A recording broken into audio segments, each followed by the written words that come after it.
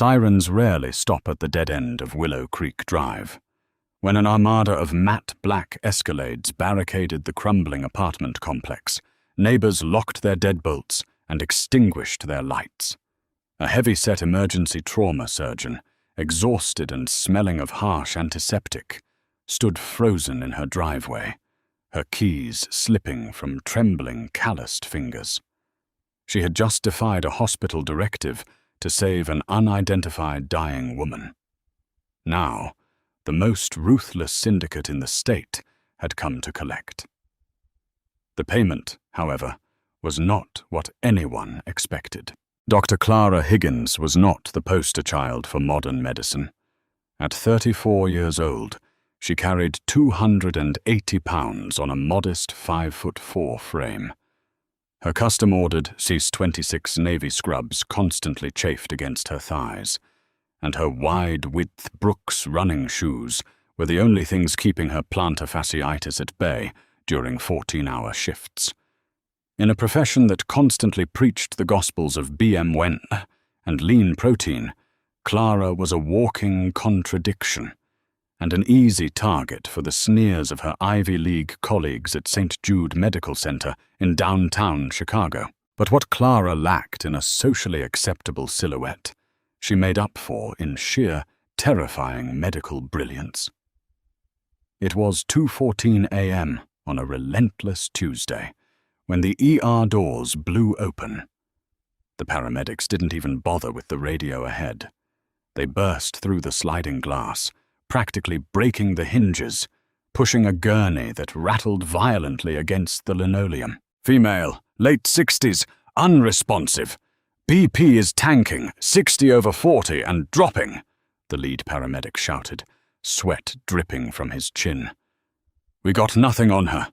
No ID, just a lot of angry guys in suits outside, refusing to let the cops near them." Clara pushed her heavy glasses up her nose and moved as fast as her bulk allowed. She hated running. Her chest heaved and her knees screamed in protest. But adrenaline was a spectacular painkiller. She shoved past 2 stunned junior residents and gripped the edge of the gurney. Lying there was an older woman with striking, silver-streaked hair, adorned in a custom Chanel tweed suit that had been hastily ripped open by the paramedics. Her skin was the color of wet ash. "Move!" Clara barked, her voice a deep, authoritative rumble that commanded the chaotic room. Just as she reached for the intubation kit, a hand clamped down on her thick forearm. It was Dr. Arthur Pendleton, the chief of surgery, a man who possessed a jawline out of a magazine and a soul as thin as paper. "Step aside, Clara," Pendleton snapped, his eyes flicking over her wide frame with thinly veiled disgust. "This is a VIP. The board just called down. We don't need you fumbling this. I've got it. She's having a massive MI. Prep the cath lab." Clara looked at the monitor. The EKG showed electrical alternans. The QRS complexes were changing height from beat to beat. Pendleton was already reaching for the defibrillator paddles. "It's not a standard myocardial infarction, Arthur," Clara said, her voice dropping an octave. She shoved her weight forward, physically wedging her broad shoulders between Pendleton and the patient. Her sheer mass was an immovable object. "Look at her neck veins. They're distended, even sitting at a 30-degree angle. Muffled heart sounds. It's Beck's triad. She's in cardiac tamponade.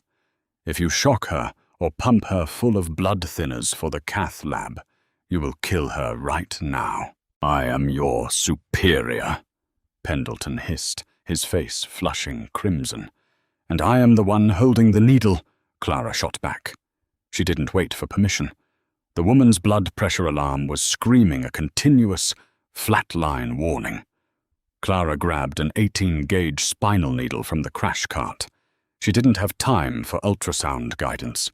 She had to do this blind, relying purely on anatomical landmarks and years of gritty, front-line experience.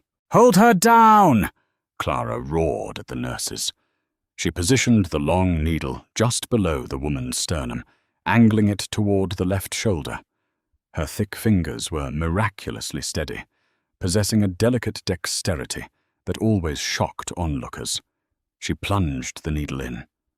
The room held its collective breath. Pendleton was already dialing risk management on his cell phone, ready to throw Clara to the legal wolves. Clara pulled back on the syringe. A rush of dark, non-clotting blood filled the plastic tube. She had hit the pericardial sac. Within seconds of draining the fluid that was suffocating the woman's heart, the monitor's erratic screaming shifted to a steady, rhythmic beep. The woman's blood pressure began to climb. The ashen grey of her cheeks was slowly replaced by a faint, living pink. Clara let out a heavy breath, wiping a line of sweat from her forehead with the back of her gloved hand. Her back ached violently. "Get her up to the ICU," Clara instructed the stunned nurses, her chest heaving. "Keep a drain in, and somebody figure out who she is before the suits in the waiting room tear this hospital down to the studs." Pendleton glared at Clara, snapping his phone shut. "You got lucky, Higgins, but you bypassed protocol. You assaulted an attending physician. Don't bother coming in for your shift tomorrow. You're suspended pending a full inquiry." Clara didn't argue. She just looked at the older woman, breathing steadily on the gurney, felt a deep, exhausting satisfaction in her bones, and walked away. She stripped off her blood-speckled scrubs, changed into her oversized grey sweatpants and a baggy graphic tee, and clocked out. She was tired. She was hungry. And she just wanted to go home. The walk from the bus stop to her ground-floor duplex on Willow Creek Drive usually took Clara 10 minutes. Tonight, it felt like an hour.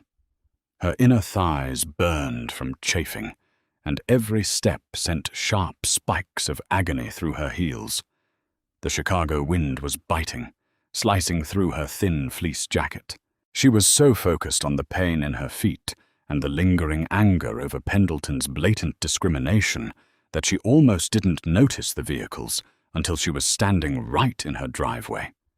4 matte black Cadillac Escalades, engines purring with deep, menacing aggression, were parked haphazardly across the curb, completely blocking the street. The streetlights had been intentionally shot out, leaving the area bathed only in the harsh, red glow of the SUV's taillights. Clara stopped cold. Her breath plumed in the freezing air. She clutched her worn leather purse to her chest, her heart hammering against her ribs. The doors of the vehicles opened in terrifying unison. A dozen men stepped out. They weren't street thugs. They wore tailored Italian wool coats, leather gloves, and an air of quiet, lethal discipline. Several of them casually adjusted their jackets, revealing the cold steel of holstered firearms. Clara took a step back, her mind racing. Had she crossed a gang? Had the woman she saved been the target of a hit? And now they were tying up loose ends by killing the doctor who saved her. From the center Escalade, a man emerged. The others parted for him instantly, lowering their heads in absolute deference. He was strikingly tall, with sharp, aristocratic features carved from pale stone, and hair dark as a raven's wing. He wore a midnight blue Tom Ford suit that probably cost more than Clara's medical school debt. He walked toward her slowly, his footsteps clicking menacingly on the frosted concrete. His dark eyes locked onto her, scanning her large, disheveled frame without a flicker of expression. "Dr. Clara Higgins," the man said. His voice was a rich, dark velvet, carrying a faint trace of a Sicilian accent. It was quiet, yet it demanded complete attention. "Who wants to know?" Clara rasped, trying to keep her double chin held high, though her knees were practically knocking together. "My name is Alessandro Costa," he replied, stopping 3 feet from her. The smell of expensive oud and cold ozone radiated from him. 2 hours ago, a fool in a white coat tried to electrocute my mother. You shoved him out of the way and jammed a needle into her chest. Clara swallowed hard. The Costa family. It was a name whispered in the dark corners of Chicago. They controlled the ports, the unions, and supposedly half the politicians in the state. I performed an emergency pericardiocentesis, Clara stammered, her medical brain trying to override her primal terror. She was in cardiac tamponade. If I hadn't done it, she would have died in 3 minutes. I was just doing my job. Alessandro stared at her. He didn't look angry, which somehow made him infinitely more terrifying. He reached into his coat pocket. Clara flinched, bracing for a bullet, squeezing her eyes shut. Instead of a gunshot, she heard the rustle of paper. She opened her eyes. Alessandro was holding out a thick, cream-colored envelope. "I am aware of what you did," Alessandro said softly. "My men in the room reported everything, including the part where you were fired for saving her life." "Suspended," Clara corrected automatically, then immediately wanted to punch herself for correcting a Mafia boss. Alessandro's mouth twitched, a micro-expression that might have been amusement. "Suspended. Regardless, St. Jude Medical Center will no longer be requiring your services, because as of tonight, you work for me." Clara blinked, stunned. "Excuse me?" "My mother, Rosa, is recovering at my estate. I do not trust hospitals. I do not trust doctors who look at a patient and see a political liability," Alessandro stated, his tone leaving absolutely no room for debate. "You saw a dying woman, and you risked your career to save her. You are coming with us. Now!" "I can't just leave," Clara protested, her voice cracking. "I have a cat. I have a life. You can't just kidnap a doctor." "I am not kidnapping you, Dr. Higgins. I am aggressively recruiting you," Alessandro replied smoothly. He gestured to the envelope. "There is a cashier's check for $250,000 in here. A signing bonus. Your salary will be $50,000 a month. You will live on my estate. You will monitor my mother until she is fully recovered. If she lives, you will be a very wealthy woman. If she dies because of your negligence." He let the sentence hang, cold and deadly in the winter air.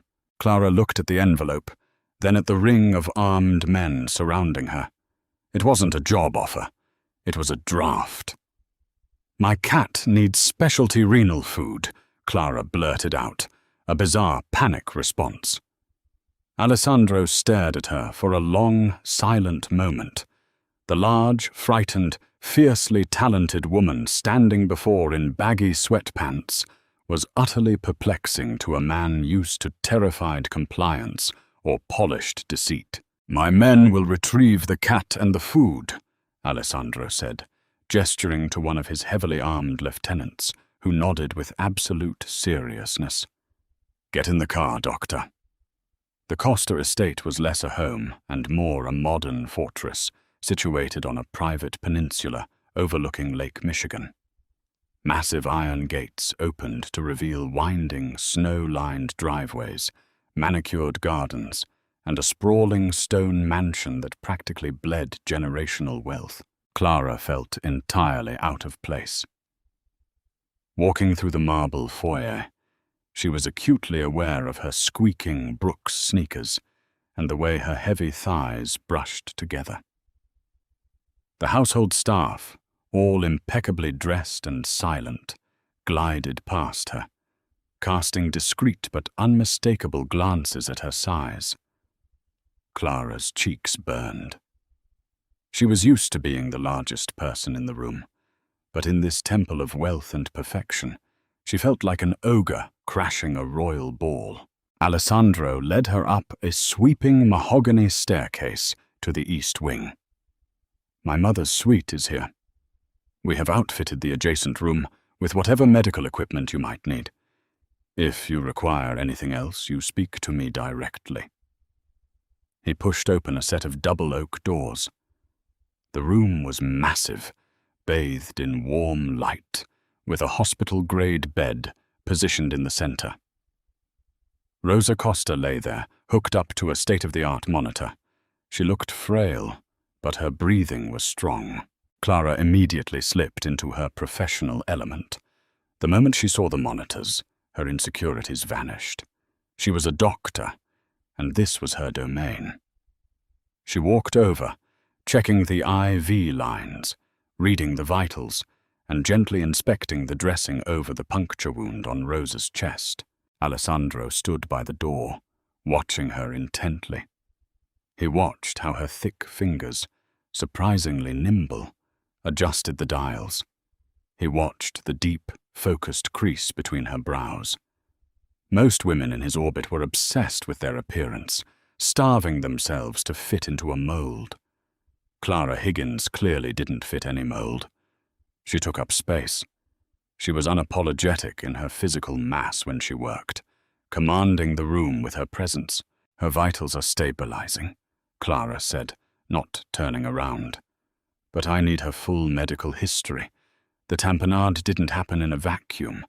She has no history of trauma, which means the fluid buildup in her pericardial sac was caused by something systemic. An infection, a malignancy, or—" She trailed off, her eyes narrowing as she looked at Rosa's fingernails. "Or what?" Alessandro's voice was dangerously low as he stepped further into the room. Clara gently lifted Rosa's limp hand.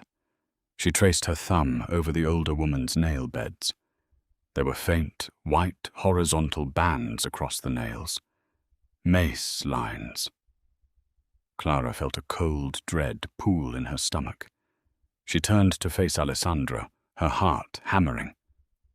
"Mr. Costa, does your mother take any herbal supplements? Has she had any strange gastrointestinal issues over the last few weeks? Nausea? Numbness in her fingertips?" Alessandro's eyes hardened, turning to obsidian. "She complained of a stomach bug for the last week, and she said her hands felt like they were vibrating." "Why?" Clara swallowed hard, her mouth dry. The fluid around her heart. It wasn't a natural cardiac event. "I need to run a toxicology screen immediately, but looking at these lines on her nails and hearing her symptoms," Clara took a deep breath, knowing that what she was about to say could start a war. "Your mother wasn't just sick, Mr. Costa. She is being poisoned. Slowly. Heavy metal toxicity, likely thallium. It mimics natural heart failure." The silence in the room became suffocating. The air seemed to drop 10 degrees. Alessandro didn't yell. He didn't move. But the sheer aura of violence that radiated from him made Clara want to shrink into herself. "Thallium," he repeated, the word tasting like venom in his mouth. "A slow poison, administered by someone close." "Yes," Clara whispered, gripping the edge of the clipboard so hard her knuckles turned white. Alessandro finally looked at her, his gaze piercing right through her. "Who else knows this?" "No one," Clara said quickly. "The hospital just saw a failing heart. Dr. Pendleton would never have looked deep enough to check her nail beds." Alessandro reached out. Clara flinched back, expecting violence, but his large, warm hand gently gripped her chin. He forced her to look up into his dark, storm-filled eyes. His thumb casually brushed against the soft, full curve of her jawline. The physical contact sent a bizarre, terrifying electric shock straight down Clara's spine. "You saved her life at the hospital," Alessandro murmured, his face inches from hers. "And you just saved it again. You are more valuable to me than you realize, Dr. Higgins." He dropped his hand, turning sharply toward the door. "Lock this room from the inside. Do not let anyone in. Not the maids, not the guards, not even my brothers. You eat what I bring you. You drink from sealed bottles. The person trying to kill my mother is inside this house." He paused at the door, looking back at her standing nervously by the bed. "Keep her alive, Clara, and I will burn this city to the ground for you." As the heavy oak doors clicked shut and locked from the outside, Clara was left alone in the gilded cage. She was a fat, overworked doctor from Queens who just wanted to pay off her loans. Now, she was the only thing standing between a Mafia matriarch and a phantom assassin. And worst of all, her skin still burned where the Mafia boss had touched her. For 72 hours, the oak doors of the East Wing suite remained bolted shut. Inside her gilded high-security medical bunker, Clara established a rigorous, uncompromising rhythm. The sprawling room smelled of bitter antiseptic and the faint, lingering scent of Rose's expensive French perfume. Clara had essentially built an intensive care unit from scratch, utilizing the black market medical supplier, Alessandro, kept on retainer. The most vital acquisition had been a rapid, covert delivery of Prussian blue, ferric hexacyanoferrite, the specific antidote required to bind the thallium in Rose's digestive tract and flush it from her system. Clara barely slept. She dozed in a plush velvet armchair next to the bed, her heavy frame sinking into the cushions, waking at the slightest change in the rhythmic beep of the heart monitor. Her size 26 scrubs were practically glued to her skin, stiff with dried sweat and the sheer stress of keeping a Mafia matriarch tethered to the mortal coil. Alessandro was her only contact with the outside world. He came 3 times a day, unlocking the door with his own master key, bearing meals and supplies. He never sent a servant. He never sent a guard.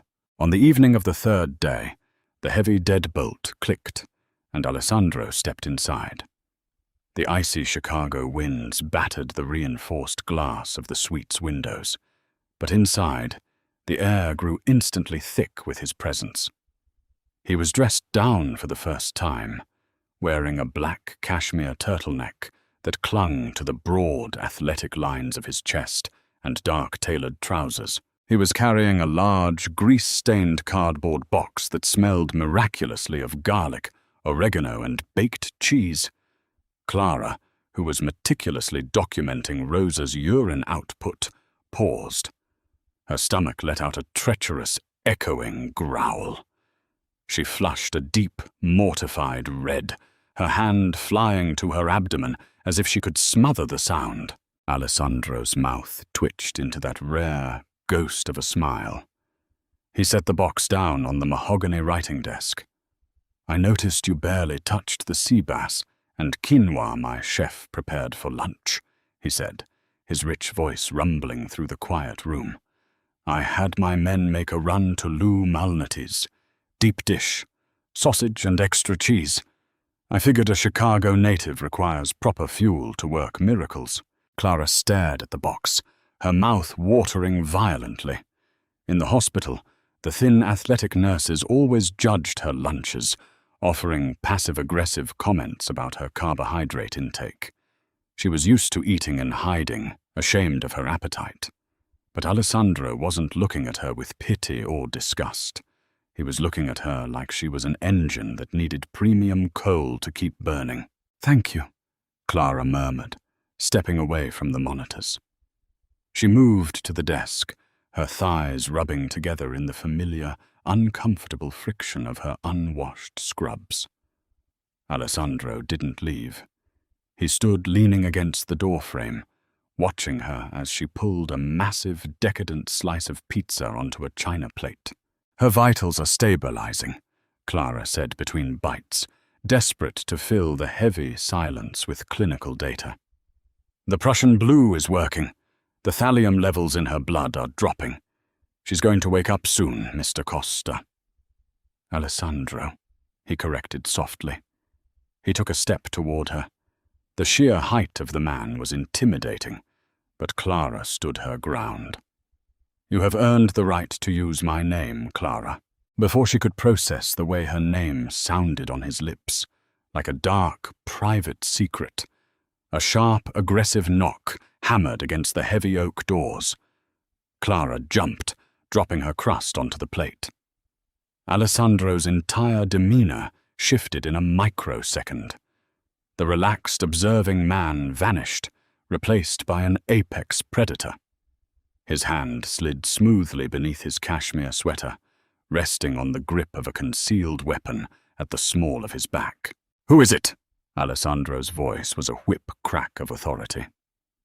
"Alessandro, it is Matteo," a muffled older voice called from the hallway. "Open the door. I brought a specialist, a real doctor. The family is not comfortable with you keeping Rosa locked away with some disgraced, overweight hack you pulled off the street." Clara's breath hitched. The words disgraced and overweight hack hit her like a physical blow to the chest. She looked down at her stained scrubs and her thick waist, the familiar, crushing weight of lifelong insecurity threatening to swallow her whole. Alessandro's eyes locked onto hers. He saw the flinch. He saw the exact moment the light dimmed in her eyes. His jaw clenched so hard, a muscle ticked visibly in his cheek. "Dr. Higgins is the only physician my mother needs, Uncle Matteo," Alessandro called back, his voice deceptively calm, though his dark eyes were burning. "Alessandro, don't be a fool. I have Dr. Arthur Pendleton here from St. Jude Medical. He is the chief of surgery." Matteo pressed, rattling the brass doorknob. "Let him in to assess her." Clara's blood ran ice cold. Pendleton, the man who had nearly killed Rosa with his arrogance, was standing on the other side of the door. If he came in and saw the Prussian blue, he would realize it was a poisoning. He would report it, or worse. He might be working with the poisoner to finish the job under the guise of medical intervention. "No," Clara whispered fiercely, stepping in front of Rosa's bed, her large frame forming a human shield. "He will kill her. He'll administer blood thinners and claim it was a secondary myocardial infarction." Alessandro looked at the fierce, unyielding determination on Clara's flushed, round face. She was terrified, yet she was standing between a Mafia boss and the door, ready to fight for her patient. "Do not move from this spot," Alessandro ordered her. He unbolted the door and stepped out into the hallway, pulling the heavy oak shut behind him with a definitive click. Clara stood frozen in the silence of the room. For a moment, there was nothing. Then she heard a sickening thud, followed by a sharp, pathetic yelp of pain that sounded distinctly like Dr. Arthur Pendleton. "You bring this incompetent butcher into my home?" Alessandro's voice bled through the wood, no longer calm, but vibrating with a terrifying, lethal rage. "A man who nearly murdered your sister on a gurney?" "Alessandro, please. He said he could fix her," Matteo cried out, his voice trembling. "Dr. Higgins fixed her," Alessandro snarled. "If you ever bring another physician onto this estate, or if you ever speak of Dr. Higgins with disrespect again, I will remove your tongue, Matteo. Now get this bleeding piece of garbage off my floor before I have him thrown into the lake." Footsteps scrambled away. The hallway fell dead silent. A moment later, the door clicked open. Alessandro stepped back inside. His knuckles were slightly red. He calmly adjusted his cashmere sweater and looked at Clara, who was staring at him with wide, terrified eyes behind her heavy glasses. "As I said," Alessandro murmured, his eyes softening as he looked at her, "you are the only doctor in this house." By the morning of the 5th day, Rosa Costa finally opened her eyes. Clara was at her side instantly, adjusting the IV drip and checking her pupillary response with a pen light. The older woman blinked against the soft lamplight, her gaze darting around the room, before settling on Clara's face. "You are not the pompous fool from the emergency room," Rosa rasped, her voice dry as autumn leaves. "No, ma'am," Clara said gently, offering a small, reassuring smile.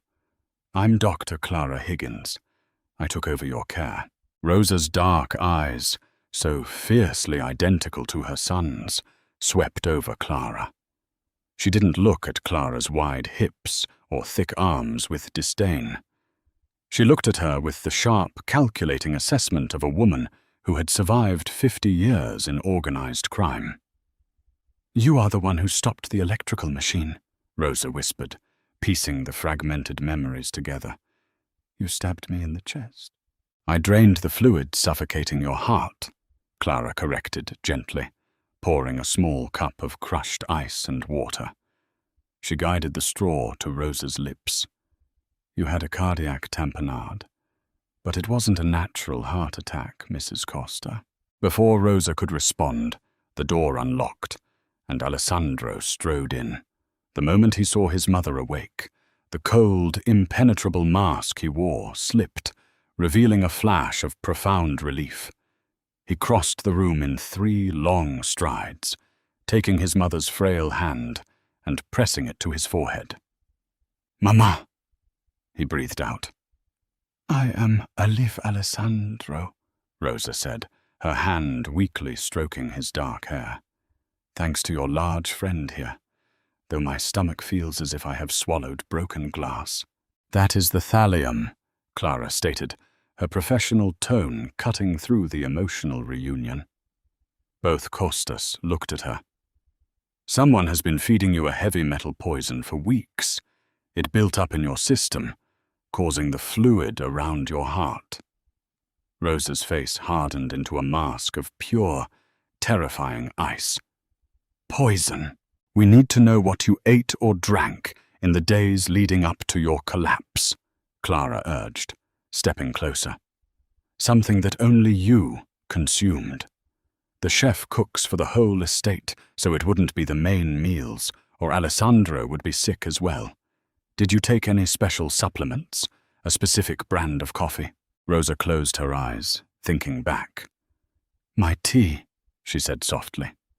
"My brother, Matteo, returned from Sicily 3 weeks ago. He brought me a special blend of chamomile and valerian root from an apothecary in Palermo. He insisted I drink a pot every night for my insomnia. He even prepared it for me himself." Alessandro stood up slowly. The air in the room seemed to undergo a rapid drop in pressure.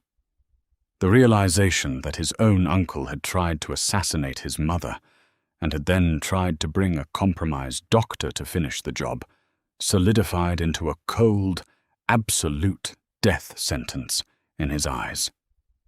"Where is this tea kept?" Alessandro asked, his voice dead of all emotion. "In the private pantry down the hall," Rosa replied. Alessandro turned to the door, but paused. He looked back at Clara. "Watch her. Lock the door behind me." While he was gone, Rosa studied Clara intently. "He likes you," the old woman stated matter-of-factly. Clara nearly dropped her clipboard. She let out a nervous, self-deprecating laugh. "Excuse me, Mrs. Costa, I'm his employee, and I'm me." She gestured vaguely to her heavy frame. "Men like your son don't look at women like me. Men like my son are surrounded by plastic dolls who want his money," Rosa countered, her eyes sharp. "Alessandro does not value what is common. He values what is rare. Competence is rare. Loyalty is rare. Do not insult my son's intelligence by thinking he only sees the size of your waist." 10 minutes later, Alessandro returned. He wasn't carrying tea. He was carrying a large, glossy, black shopping bag bearing the logo of Marina Rinaldi, an ultra-luxury Italian fashion house known exclusively for plus-size women. He placed the bag on the armchair and handed Clara a small, sealed glass jar containing loose tea leaves. "Test it," he ordered. Clara took the jar to her makeshift lab station. She used a rapid chemical reagent kit she had requested 2 days prior. She extracted a small amount of the tea, crushed it, and applied the liquid drops. If heavy metals were present, the solution would turn a violent, opaque yellow. 10 seconds passed. The liquid in the test tube flared bright, toxic yellow. Clara held it up. "It's laced, highly concentrated." Alessandro stared at the vial. "Matteo," he whispered, the name a curse. He turned to Clara, his eyes dark and heavy. "My men are securing the estate. No one leaves. I have to deal with my uncle." He paused, gesturing to the glossy black bag on the chair. "I had my assistant pull your clothing sizes from your medical files at St. Jude. You have been wearing the same hospital scrubs for 5 days. There are silk loungewear sets, cashmere sweaters, and proper trousers in there. Put them on. You are not a prisoner, Clara. You are the savior of this family. You should feel like it." Clara stood, stunned, as Alessandro turned and left the room, the heavy door locking once more. With trembling hands, she opened the bag. Inside lay the most beautiful fabrics she had ever touched. Rich emerald greens, deep sapphires, and soft charcoal greys. She pulled out a high-waisted, wide-leg trouser and a beautifully draped silk blouse. She walked into the suite's attached marble bathroom and stripped off her foul, stiff scrubs. She washed her face, ran a comb through her messy brown hair, and slipped into the new clothes. They fit flawlessly. They didn't pinch or squeeze. They draped elegantly over her wide hips and heavy thighs, accentuating the generous curves of her bust and the narrowness of her waist. For the first time in a decade, Clara looked in the mirror and didn't see a tired, fat workhorse. She saw a woman, a formidable, powerful woman. Alessandro had seen her. Really seen her. He hadn't just bought a tent to cover her up. He had commissioned luxury to drape her exactly as she was. When she stepped back into the bedroom, Rosa was watching her. The old woman smiled weakly. "Like I said, Dr. Higgins," Rosa murmured, "he values what is rare." Downstairs, the muffled sound of a single, silenced gunshot echoed through the cavernous halls of the Costa estate. Clara flinched, but she didn't panic. The ghost haunting the house had been exorcised. The war was just beginning, but Clara realized with a shocking jolt of clarity that she was exactly where she was meant to be. The muted pop of the suppressed gunshot reverberated through the floorboards, a chilling punctuation mark on Clara's new reality. When Alessandro finally returned to the East Wing an hour later, the sharp scent of cordite clung to his cashmere sweater, mingling darkly with his expensive oud cologne. There was a single dark speck of blood on his left cuff. Clara stood by the window, the heavy silk of her new Marina Rinaldi trousers swishing softly around her ankles. She expected to feel terror. She expected to hyperventilate. But as Alessandro's dark, fathomless eyes locked onto hers, all she felt was a bizarre, grounding sense of safety. He had executed his own uncle to protect his mother. The sheer, terrifying absolute of his loyalty was intoxicating.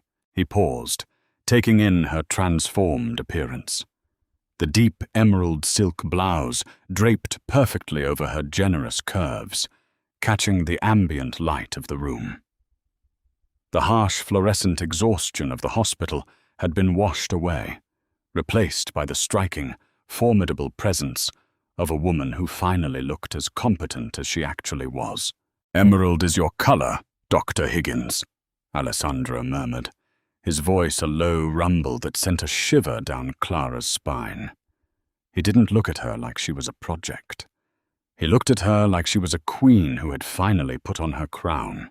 Over the next 2 weeks, the sprawling Costa estate transformed from a terrifying fortress into a surreal, opulent sanctuary. Under Clara's meticulous, round-the-clock care, Rosa Costa didn't just survive, she thrived. The heavy metal toxicity was slowly flushed from her system using the Prussian Blue regimen. Medtronic telemetry monitors hummed steadily, reporting perfect cardiac rhythms. As Rosa regained her strength, she took a distinct liking to Clara. The Mafia matriarch recognized a kindred spirit in the heavy-set, fiercely intelligent doctor. They spent afternoons drinking imported, heavily vetted Earl Grey tea, while Rosa delivered blunt, unapologetic life lessons.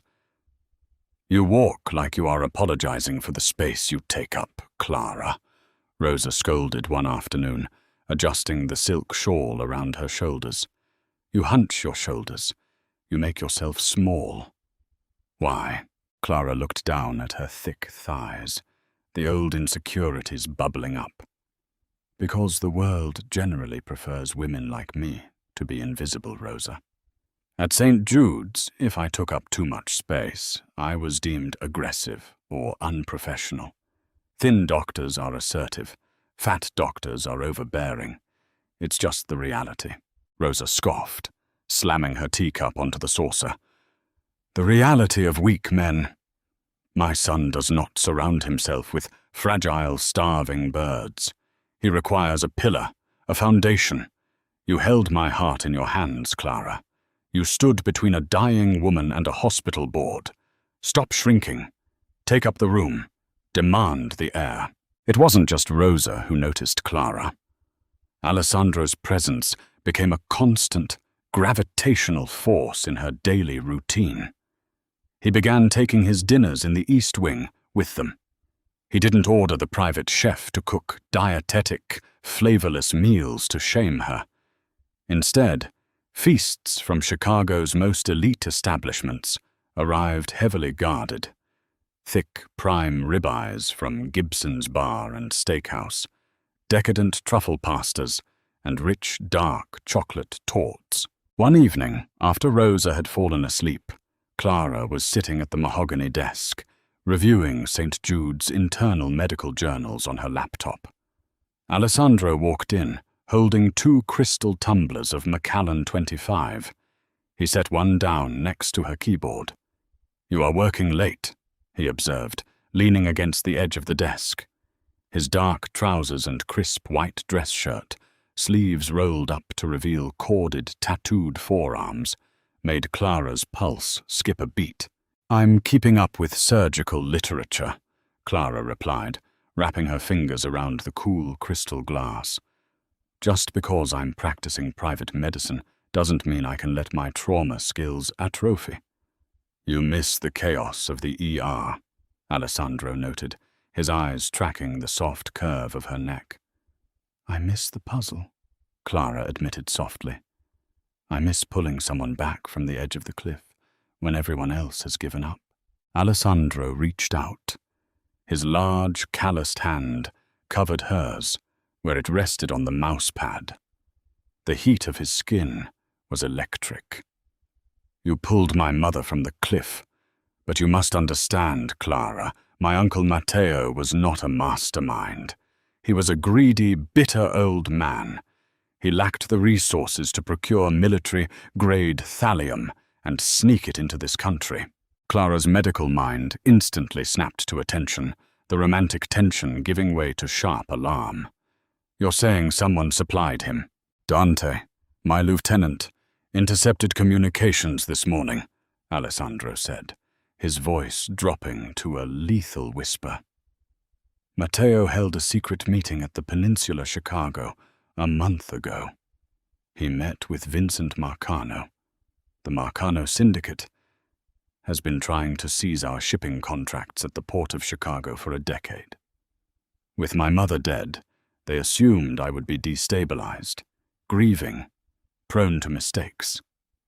Clara swallowed hard. They know Matteo is dead. They know he failed, Alessandro corrected, his thumb gently tracing the knuckles of Clara's hand. And in our world, when a quiet assassination fails, the next attempt is never quiet. As if summoned by his words, the heavy, reinforced windows of the suite suddenly rattled violently. It wasn't the wind. It was the concussive shock wave of an explosion somewhere near the estate's main gates. Instantly, the crystal chandeliers above them flickered and died. The estate was plunged into total darkness, save for the eerie, glowing red emergency lights that kicked on along the baseboards. Alessandro didn't flinch. He moved with terrifying, fluid speed. He drew a sleek, black Glock 19 from his shoulder holster and grabbed Clara by the waist, pulling her massive frame behind the solid oak desk with effortless strength. "Code Black!" Alessandro's voice barked into a two-way radio on his lapel. "Perimeter breach! Marcano hit squad! Secure the east wing!" Gunfire erupted outside, the sharp, chaotic staccato of automatic weapons echoing over the frozen lake. Clara's heart hammered against her ribs, but her hands were completely steady. This was a different kind of trauma bay, but the rules of triage were exactly the same. Panic meant death. Focus meant survival. "Rosa," Clara whispered fiercely in the dark, crawling toward the hospital bed. The older woman was already awake, her eyes wide, but surprisingly calm. "Get her into the ensuite bathroom. It's reinforced steel and ballistic glass," Alessandro ordered, his eyes scanning the hallway through a crack in the oak doors. "Do not come out until I tell you." Clara nodded. She practically hoisted Rosa out of the bed. Despite her size, Clara was incredibly strong. Years of rolling 300-pound unconscious patients had built dense, functional muscle beneath her curves. She half-carried Rosa into the massive marble bathroom, locking the heavy door behind them. Inside the dark bathroom, Clara quickly ripped open a Stryker emergency trauma bag she had stashed under the sink. She pulled out bandages, tourniquets, and hemostatic gauze. "Are you afraid, Clara?"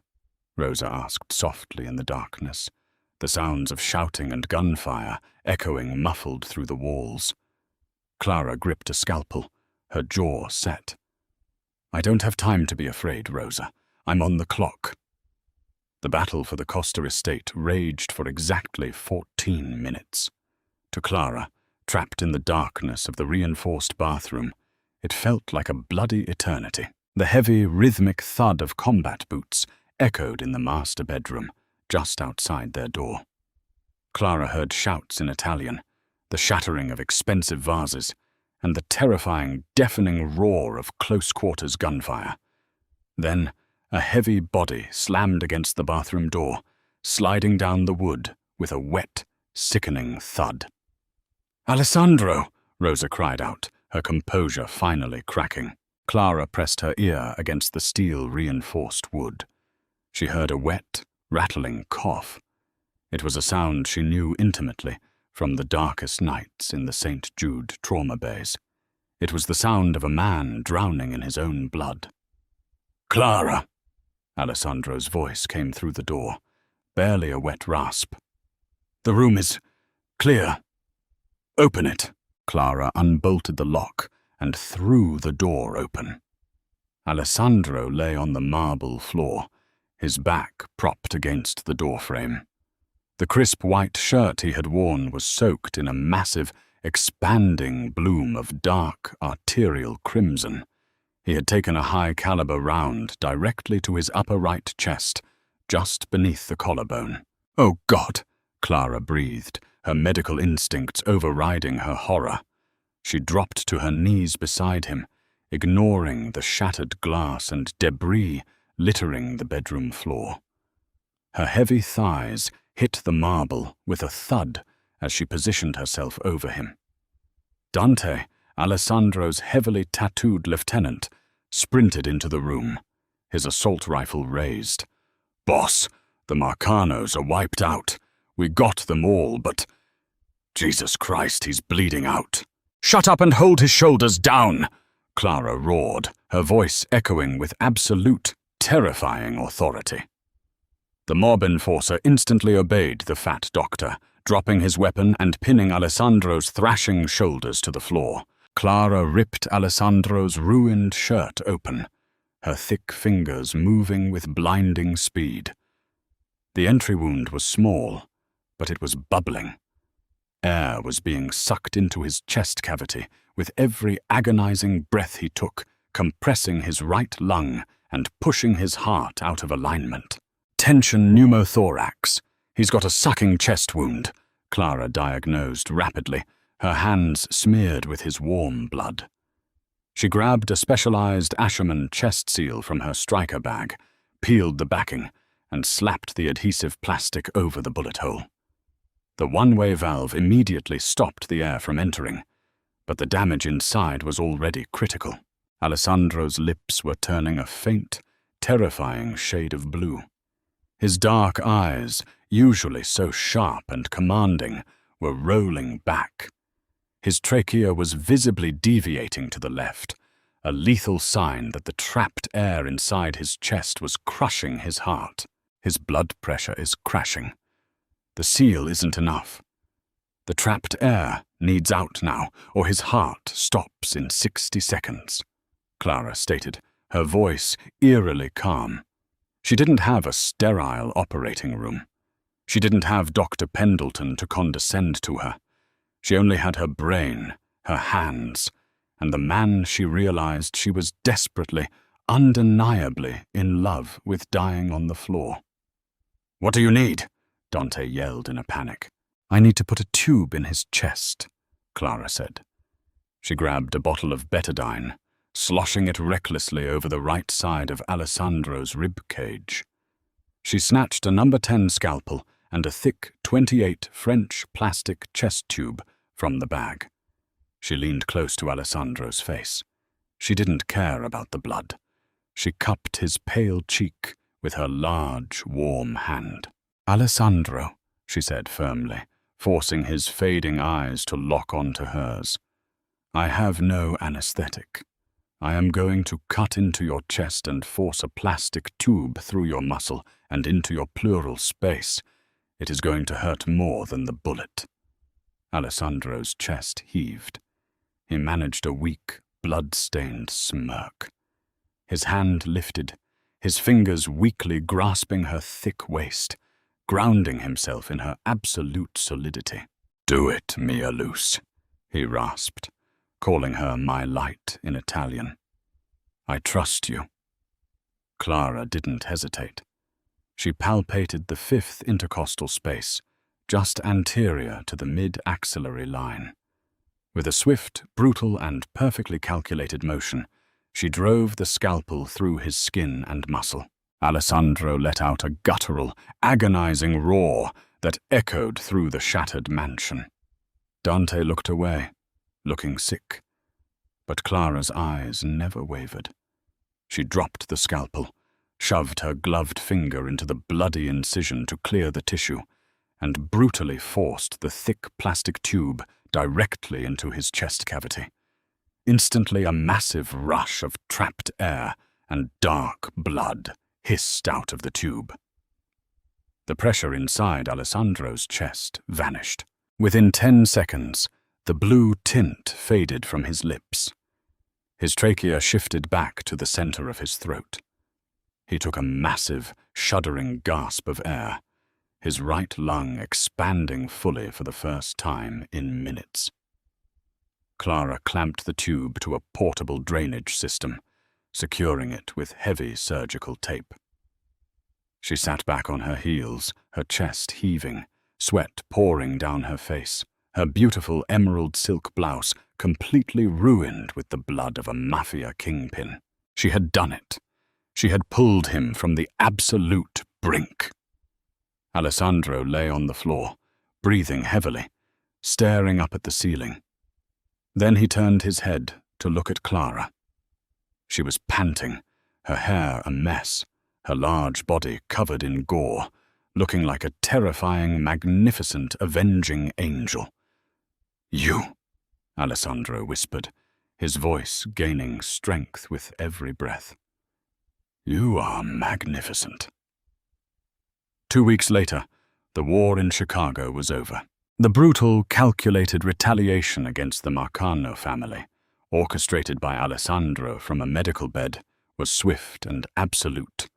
The commission recognized the Costa family's undisputed dominance, and the port contracts were sealed in blood. The east wing of the estate had been completely restored, the shattered glass replaced with even thicker ballistic panes. Clara stood in front of the floor-to-ceiling mirror in the master bedroom. She was wearing a custom-tailored, midnight blue evening gown. It clung perfectly to her wide hips, highlighted her full bust, and fell in elegant, heavy sweeps to the floor. She looked powerful. She looked beautiful. She looked like a woman who commanded respect just by entering a room. Alessandro walked up behind her. His right arm was in a sling, but his posture was as dominant as ever. He didn't look at her reflection. He looked directly at her. He wrapped his good arm around her thick, soft waist, pulling her heavy frame back flush against his solid chest. Clara leaned into his touch, her heart fluttering. "Dr. Pendleton lost his medical license today," Alessandro murmured softly against the curve of her neck, his lips brushing her skin.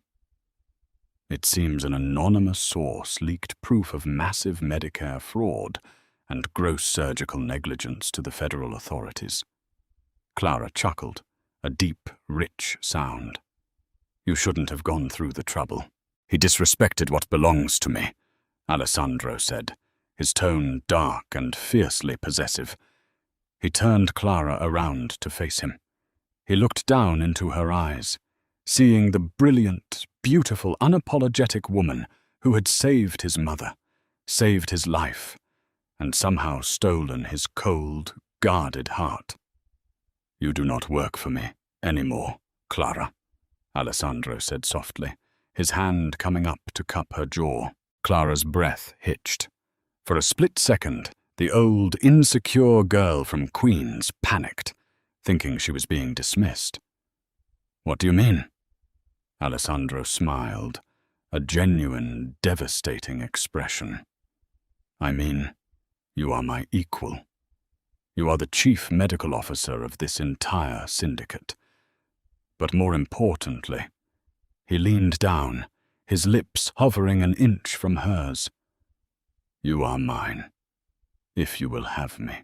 Clara looked at the terrifying, gorgeous Mafia boss. She thought about the sterile, judgmental halls of St. Jude and the lonely, exhausted nights in her cramped duplex. Then she looked at the man who worshipped the very ground her wide, heavy feet walked upon. "I'll have you," Clara whispered. Alessandro crashed his lips down onto hers. It wasn't a gentle kiss. It was a fierce, consuming claim. It tasted of danger, of absolute loyalty, and of a future where Clara Higgins would never, ever have to make herself small again. She was the queen of the Costa Empire, a healer wrapped in silk and steel, and the city of Chicago would forever whisper the legend of the heavy-set doctor who held the heart of the underworld in the palm of her hand. Did the story of Dr. Clara Higgins and the ruthless Alessandro Costa keep you on the edge of your seat? The underworld is full of hidden heroes, and Clara proved that true power isn't about fitting a mold. It's about the sheer brilliance and courage you bring to the table. If you loved this intense, pulse-pounding medical mafia romance, don't keep it to yourself. Hit that like button right now, share this video with fellow romance and thriller lovers, and make sure to subscribe to the channel for more gripping, twist-filled stories. Drop a comment below. Would you have saved the Mafia boss? See you in the next one.